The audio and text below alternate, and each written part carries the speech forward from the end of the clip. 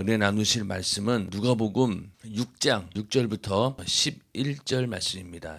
또 다른 안식일에 예수께서 회당에 들어가사 가르치실새 거기 오른손 마른 사람이 있는지라. 서기관과 바리새인들이 예수를 송사할 빈거를 찾으려 하여 안식일에 병 고치시는가 엿보니 예수께서 저희 생각을 아시고 손 마른 사람에게 이르시되 일어나 한가운데 서라 하시니 저가 일어나 서거늘 예수께서 저희에게 이르시되 내가 너희에게 묻노니 안식일에 선을 행하는 것과 악을 행하는 것, 생명을 구하는 것과 멸하는 것 어느 것이 옳으냐 하시며 무리를 둘러보시고 그 사람에게 이르시되 내 손을 내밀라 하시니 저가 그리하매 그 손이 회복된지라. 저희는 분기가 가득하여 예수를 어떻게 처치할 것을 서로 의논하니라. 아멘. 네, 오늘은 누가복음 6장 6절부터 11절 말씀을 중심으로 병을 고치고 또 기도하신 예수님, 이런 제목으로 함께 은혜를 나누고자 합니다. 앞서 이 안식일에 밀밭 사이를 지나다가 이제 제자들이 이삭을 잘라가지고 손으로 비벼 먹는 것을 보고 바리새인들이 안식일을 범했다라고 얘기를 합니다. 거기에 대해서 예수님께서는 과거 다윗이 제사장의 진설병 떡을 먹은 그 사건을 이야기하면서 인자가 바로 안식일의 주인이다 라는 말씀을 하셨습니다. 그러면서 또 다른 안식일에 회당에서 오른손 마른 사람을 만나는 그런 장면인데, 여기서 이제 보면은 이 서기관과 바리새인들이 예수를 송사할 빈거를 찾기 위해서 안식일에 병 고치시는가 엿보니 이러고 있었어요. 예수를 어떤 흠을 잡아가지고 자기네들 어떤 율법적으로 문제를 삼아서 이렇게 송사하기 위해서 그 증거를 찾으려고 안식일에 병을 고치는가 안 고치는가 이렇게 엿보려고 있었다는 거예요. 진짜 보면은 이게 그 율법에 대해서 얼마나 잘못 오해하고 있는가를 잘 알 수 있는데, 이게 마치 그 참소하는 마귀 역사의 그런 모습까지도 우리는 볼 수 있습니다. 그리고 가늠한 여인을 현장에서 잡는 그런 장면도 이제 나오는데, 그런 부분도 만약에 그런 일이 생겼으면 사전에 딱 그런 낌새가 있으면은 너희들 절대로 여기서 너 율법 범하면 안 된다, 가늠하면 안 된다 이렇게 경고를 하고 하지 못하게 해야 되는데, 할 때까지 빤히 보고 있다가 현장을 그냥 덮치는 이런 걸 보면서 죄를 짓기 전에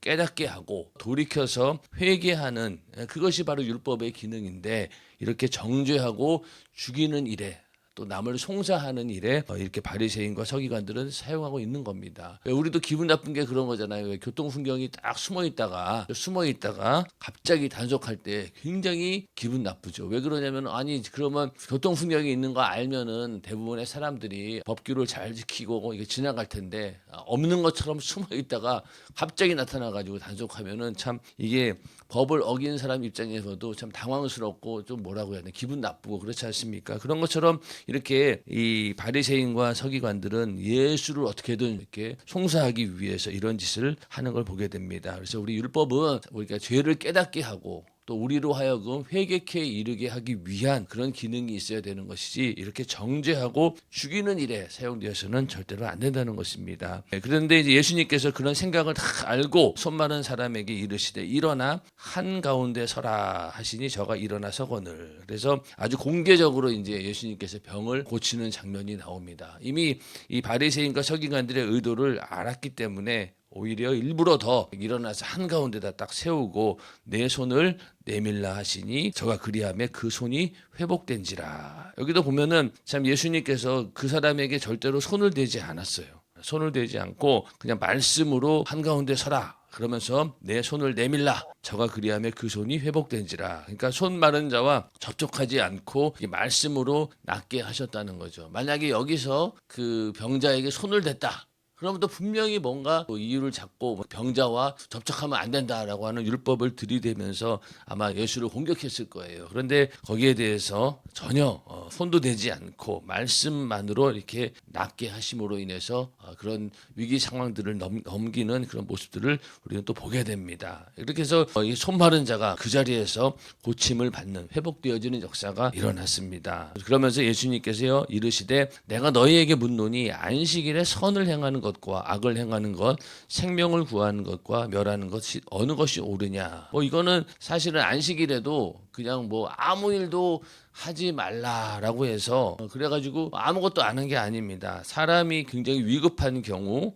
또 그를 치유하기 위해서는 어느 정도 예외는 있었던 거예요. 갑자기 죽게 되었는데 그런 일에 대해서 율법이 아무 일도 하지 말라고 해서 아무것도 안 하는 게 아니라는 겁니다. 마태복음 12장 11절 12절에 똑같은 얘기가 나오는데 여기서는 예수님께서 이제 어떻게 비유를 드셨냐면은 어느 사람이 양 한 마리가 있어 안식일에 구덩이에 빠졌으면 붙잡아 내지 않겠느냐. 사람이 양보다 얼마나 더 귀하냐. 그러므로 안식일에 선을 행하는 것이 옳으니라. 만약에 안식일에 양 한 마리가 이렇게 구덩이에 빠졌으면은 그건 당연히 이렇게 붙잡아서 건져내야 되지 않겠느냐. 이런 율법의 예외 사항들이 있습니다. 그런데 사람은 더하지 않느냐. 사람이 병들어 지금 죽게 되었는데 그걸 그냥 방관한다는 것은 이 안식일의 원래의 그런 의도를 모르는 것이죠. 이 안식일은 그 안에서 진정한 치유를 누리고 또 질병에서 자유함을 누리고 이게 진정한 안식인데 그런 것들을 너희가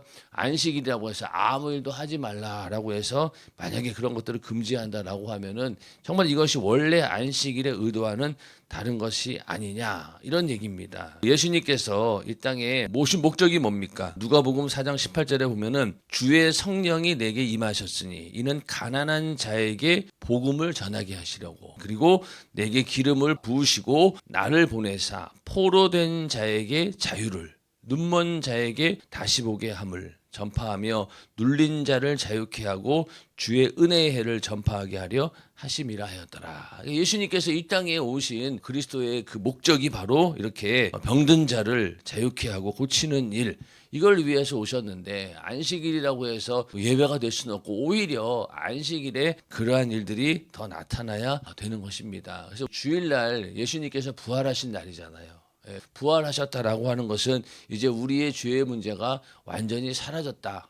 죄에서 자유함을 얻었다라는 것을 선포하는 날이고 또 죄를 짓게 하는 마귀 역사로부터 우리가 승리하였다라는 사실을 예수님의 부활을 통해서 확실히 증거하신 날이기 때문에 그때부터 우리 인간의 질병, 저주, 가난, 고통, 수많은 문제 가운데서 우리가 자유함을 얻을 수 있는 권세를 얻었고 누리는 날이 바로 이 안식일입니다. 주일이죠. 그런 것처럼 이 주일날은 오히려 그러한 일들을 더 적극적으로 해야 되는 것이고 또 그러한 역사를 위해서 존재하는 그런 날인데 이 바리새인과 서기관들 율법주의 얽매인 자들은 그러지 않았다는 거예요. 그래서 이 서기관과 바리새인들은 이 안식일에 또 그 안식일을 성취하시는 그 메시아 그리스도의 역사를 보고도 이 생명이 회복되는 그런 기쁨의 잔치에 참여하지 않고 오히려 생명으로 오신 예수를 죽이려고 이제 모의를 하게 됩니다. 그래서 안식을 그들도 배우고 가르쳤죠. 안식일을 얼마나 중요하게 여겼습니까? 안식일을 중요하게 여기고 가르쳤지만은 자기네들 스스로가 그 안식을 누리지 못하고 있음을 여기 드러내는 그런 사건입니다. 과연 우리도 주일날 영혼을 살리는 그런 안식일인가라는 것을 우리가 잘 한번 생각해 봐야 됩니다. 그래서 우리가 그 주일날 많은 영혼들을 어떻게든 예배하는 자리에 초청을 하고 데려와서 함께 예배할 수 있도록 인도하는 일, 그게 바로 영혼을 살리는 일이잖아요. 그렇기 때문에 우리가 주일날 많은 사람 전도해서 데려오는 것, 그것이 진정한 또 안식일의 또 주일의 목적이기도 합니다. 그런데 이러한 말씀이라고 하는 것을 또 빙자해가지고 오히려 영혼을 살리는 일이 아닌 영혼을 죽이는 일이 될 수도 있다는 거예요. 주의를 지킨다라고 하는 그것 하나 때문에 오히려 영혼이 실족되는 일이 있다라고 하면은 그 부분에 대해서는 우리가 다시 생각을 해봐야 됩니다. 그래서 우리 교회 같은 경우 그렇습니다. 갑자기 임종 환자가 생겼다. 그러면은 주일날 그 영혼을 담당한 사람들은 만약에 임종이 급박했다 그러면은 모든 거를 다 제쳐놓고 가서 임종을 지켜보고 그 영혼을 살리는 일을 우리 교회는 합니다. 예배가 더 중요한 거 아닌가요? 그렇지 않습니다. 예배보다 더 중요한 것이 한 영혼을 살리는 일이기 때문에 그런 일이 있다라고 하면 즉각 달려가서 영혼을 끝까지 살리는 일, 거기에 영혼 맡은 자들이 하게 됩니다. 그런 걸 봤을 때 이 안식일도 주일도 그 목적이 바로 영혼을 살리는 데 있다는 겁니다. 그래서 이 안식일을 지키라라고 하신 그런 계명을 우리에게 주신 이유는 처음에 하나님의 안식을 파기한 자가 누구입니까? 바로 이 사단이죠. 하나님의 권위에 도전해서 내가 바로 하나님처럼 돼야 되겠다라고 반역을 일으킨 천사장 루시엘이 그런 반역을 일으키게 되었고 그가 이제 사단이 되었습니다. 그렇기 때문에 안식일을 제일 먼저 파기한 작자가 바로 이 사단의 역사인 거예요. 그렇기 때문에 우리 인간에게도 똑같이 그 마귀 역사가 선악과를 먹게 할 때 너도 하나님처럼 될 수 있다 이렇게 미혹하지 않았습니까? 그래서 그 선악과를 먹었어요. 그러므로 인해 가지고 결국 하나님과의 관계가 끊어지게 되었고, 그것은 또 무슨 의미냐? 바로 하나님의 안식을 파괴시킨 결과를 가져온 겁니다. 그러니까 먼저는 이 루시엘이 타락하면서 하늘의 안식을 파괴시켰고, 또 우리 인간에게 똑같이 그 죄를 짓게 해서 에덴 동산에서 이루어졌던 하나님과의 안식을 또 완전히 파괴시키고, 그로 인해서 인간은 죄로 인해서 질병과 저주, 또 영원한 지옥이라고 하는 사망의 형벌을 피할 길이 없는 그런 존재가 됐죠. 완전히 그런 안식이 다 깨져버린 거예요. 그래서 이 십계명에다가 안식일을 너희가 거룩히 지켜라라고 하는 그런 십계명이 들어간 이유는 너희가 이렇게 사단 마귀 역사가 지었던 죄를 너희가 지으면 안 된다라는 것이 바로 안식일을 우리가 지키는 이유 중에 하나입니다. 또 그뿐만이 아니라 십계명 중에 앞에 있는 모든 것들이 뭡니까? 나 외에는 다른 신을 섬기지 말아라. 이것도 처음에 이 사단이 지은 죄가 너도 하나님처럼 될 수 있다. 그러니까 하나님의 이름을 망령되이 일컬었죠. 또 그리고 하나님은 한 분이신데 너도 하나님이 되고 나도 하나님이 되고 모든 사람들이 선악과 먹고 다 하나님처럼 될 수 있어 라고 했으니 하나님을 여러 개 만든 거잖아요. 그렇죠. 그렇기 때문에 이렇게 나 외에는 다른 신을 섬기지 말라, 이런 우상 숭배에 관한 계명을 주신 이유도 이 마귀 역사가 사단이 했던 짓을 너희는 절대로 해서는 안 된다라고 하는 것이 하나님과의 관계 속에서의 앞에 그 5가지 계명이 다 그 안에 포함되어 있는 겁니다. 그래서 안식일을 거룩히 지키라라고 하는 것도 이 안식을 파괴한 그런 사단 마귀 역사의 죄를 너희는 절대로 지어서는 안 된다, 그런 의미에서 이렇게 십계명에 하나님과의 관계의 5가지 계명을 우리에게 주신 것이죠. 그래서 안식일을 지키는 것이 영적으로 봤을 때는 이 사단 마귀 역사의 괴계를 알고 우리가 사전에 이겨내는 게 바로 이 계명을 지키는 것입니다. 주의를 거룩히 지키는 것, 이것이 바로 마귀 역사를 이기는 길이고, 십계명을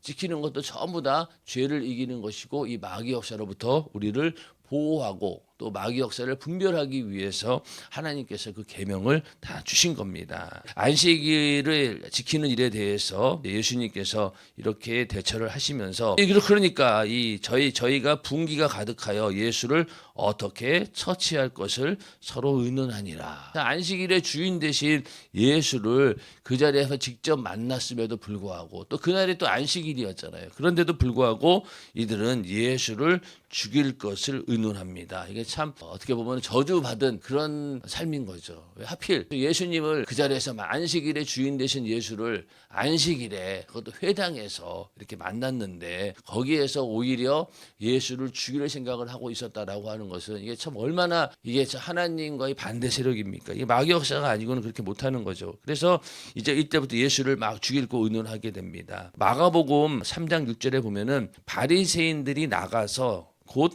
헤롯 당과 함께 어떻게 하여 예수를 죽일고 의논하니라. 좀 더 구체적으로 나온 거죠. 그래서 바리새인들은 율법의 전통을 중시하고 또 그러면서 이 외세를 배격하려고 하는 민족주의적인 성향을 가진 그런 자들입니다. 바리새인들. 근데 헤롯 당원은 또 어떤 사람들이냐면은 자기들의 기득권을 위해서 헤롯 왕거와 로마에 충성하는 자들. 그러니까 아까 보면은 이 바리새인과는 전혀 그 반대의 성향을 가진 그런 자들이에요. 그런데 이 예수를 죽이는 그런 일에 있어서는 이 원수 관계에 있던 이 두 집단들이 의견이 일치했다는 거예요.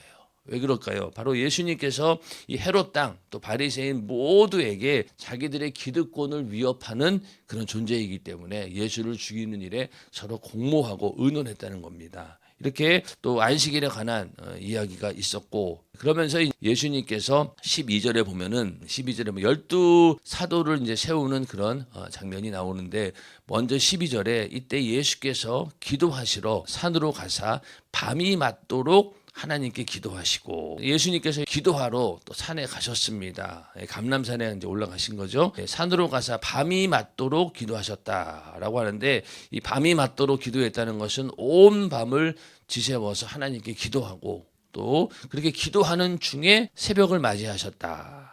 그러니까 이게 철야 기도에서 이 새벽 기도로 그대로 이어진 겁니다. 그러니까 이 새벽 예배를 누가 만들었을까라는 질문에 대해서 여기 답이 있어요. 예수님이 하셨습니다. 철야 기도는요. 철야 기도도 예수님이 제일 먼저 하셨습니다. 그래서 이렇게 밤이 맞도록 예수님이 기도하셨죠. 그래서 그 예수님의 기도하는 그런 성경 구절이 보면은 마가복음 1장 35절에는 새벽 오히려 미명에 예수께서 일어나 나가 한적한 곳으로 가사 거기서 기도하시더니, 또 누가복음 22장 39절에는 예수께서 나가사 습관을 쫓아 감람산에 가심에 제자들도 쫓았더니 밤이 맞도록 기도하시고, 또 새벽에 미명에도 기도하시고, 또 이렇게 습관을 쫓아서 매일 예수님께서는 기도하셨다라고 성경은 기록하고 있습니다. 그래서 우리가 이 습관을 쫓아 기도한다. 또 신앙생활도 마찬가지죠. 몸에 완전히 배어가지고 습관이 되면은 육신의 어떤 이 어려움을 다 이겨낼 수 있습니다. 이 새벽 예배에 나와서 이렇게 말씀 듣고 기도한다, 예배 드린다라고 하는 것이 보통 이게 쉬운 일은 아니죠. 육신의 어떤 그런 것을 봤을 때는.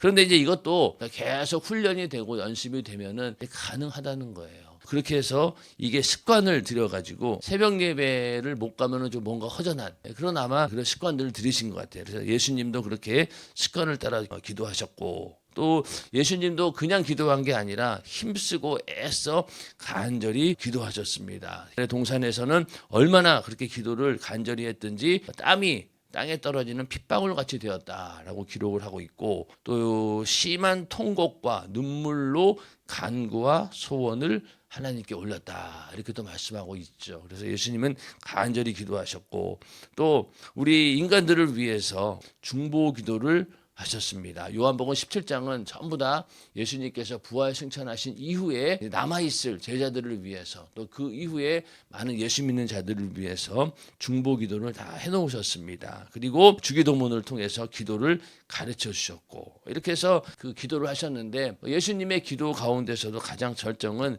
바로 하나님 아버지의 뜻이 나에게 이루어지기를, 하나님의 뜻대로 이루어지기를 원한다. 이게 바로 그 기도의 절정이었습니다. 이제 십자가라고 하는 그 죽음을 앞두고 육신으로는 두렵고 이것을 피하고 싶었지만은, 그러나 내 뜻대로 마옵시고 아버지의 원대로 되기를 원합니다라고 하면서 하나님 아버지의 뜻이 이루어지기 위해서 기도하셨습니다. 그래서 우리의 기도도 내가 원하는 것을 하나님께 막 요구해서 관철시키는 것, 그것이 아니라 반대로 하나님의 뜻이 우리에게 이루어지도록 간절히 기도하는 것, 이게 바로 올바른 기도입니다. 근데 우리는 대부분 보면은 내가 원하는 거 막 잔뜩 달라고 막 기도하지 않습니까? 그래서 항상 기도는 내가 원하는 것, 또 주님이 원하시는 것이 딱 맞아 떨어져야 됩니다. 반대로 그냥 하나님의 뜻이 나에게 이루어지길 원합니다, 그런 자세를 가지고 우리는 기도해야 되는 것입니다. 그래서 예수님은 이렇게 밤이 맞도록 기도하시고 나서 12명의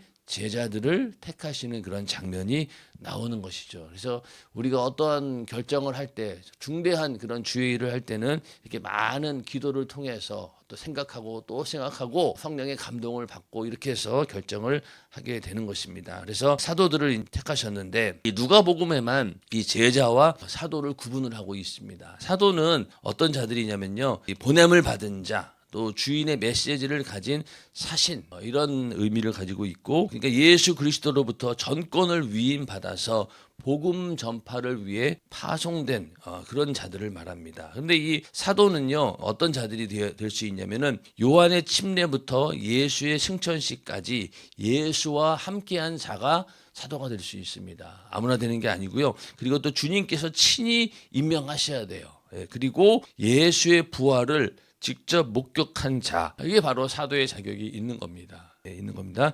그런데 이제 훗날 이 사도의 개념이 좀 많이 넓어져 가지고, 특히 바울 같은 경우는 어떻습니까? 예수의 부활을 직접 목격했다고 자기는 이야기하지만은, 그러나 예수님이 부활 승천할 때는 없었거든요. 그리고 또 예수와 함께 하지도 않았고, 또 예수님이 친히 다른 사람들 앞에서 임명한 이런 것도 아니고, 예수님과 함께 공생애 동안에 같이 있지 않았음에도 불구하고 이 바울은 내가 사도다라고 끊임없이 주장을 합니다. 그리고 또 거기에 대해서 저 사람은 사도의 자격이 없어, 이것이 항상 이 바울이 가지고 있는 그런 아킬레스건처럼 자기 약점이었던 거예요. 그래서 이 서신서에 보면은 자기가 사도다라고 하는 것을 어떻게든 증명하기 위해서 굉장히 노력하는 모습을 보는데, 이 사도는 처음에는 원래 예수와 함께한 자, 친히 임명받은 자, 또 예수의 부활을 목격한 자, 이게 바로 사도들입니다. 그래서 이 사도들을 택하신 이유는 마가복음 3장 13절부터 15절에 보면은 또 산에 오르사 자기의 원하는 자들을 부르시니 나온지라. 이 12를 세우셨으니 이는 자기와 함께 있게 하시고 또 보내사 전도도 하며 귀신을 내어 쫓는 권세도 있게 하려 하심이로라. 제일 먼저는 뭡니까? 예수님과 함께 있게 하시기 위해서, 그렇게 해서 이 제자들 또 사도들을 부르셨다는 거예요. 그래서 우리가 주의 일을 한다, 내가 하나님께 이렇게 전도하고 이렇게 주의 일을 한다라고 하기 전에 먼저는 주님과 함께하는 자가 되어야 됩니다. 이게 다른 것보다 제일 중요한 거죠. 제자를 부르시고 사도를 세우신 이유는 바로 예수님과 함께 있게 하기 위해서, 이게 먼저라는 거예요. 그런 관계가 확실하게 되었을 때 그때 전도도 하는 것이고 귀신도 쫓는 것이고 그런 사역이 이루어지는 것이지, 그것이 먼저 이루어지지 않으면은요 다른 어떤 사역도 진행할 수가 없는 겁니다. 그래서 제일 먼저 우리는 주님과 함께하는 자가 되어야 된다. 직분을 감당하기 전에 먼저 우리가 신앙생활하는 자가 되어야 된다는 거예요. 그러니까 담임 목사님도 그 얘기 많이 하시잖아요. 내가 목회자로서 이렇게 하는 것이 아니다. 나도 똑같이 주님과의 관계 속에서 신앙생활을 잘하려고 하는 것이 그 목회보다 우선이라는 거잖아요.